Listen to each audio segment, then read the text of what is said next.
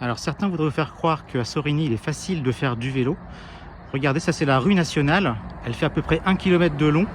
Il y a une dizaine de commerces répartis en confetti le long de cette rue nationale.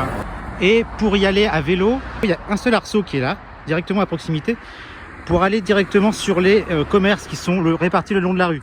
Alors que chaque voiture peut se garer devant en fait les commerces. Et puis regardez la bande cyclable qui est là, elle s'efface complètement et elle fait 56 cm de long. Il y a 10 000 véhicules qui passent par jour et il y a des voitures garées. Donc ça, mécaniquement, ça empêche le vélo de se développer à Sorigny, c'est tout à fait logique. Pourtant, les Sorinois ont voté pour un maire qui a promis de développer les mobilités douces. Et d'ailleurs, quand on dit mobilité douce, c'est qu'on ne s'intéresse pas beaucoup au sujet. On devrait dire mobilité active. Voilà. Donc plutôt que de s'intéresser à la question du port du gilet ou du port du casque obligatoire ou pas, on devrait s'intéresser aux infrastructures d'abord pour faire revenir les cyclistes. C'est tout à fait logique, il ne faut pas être sorti de Saint-Cyr.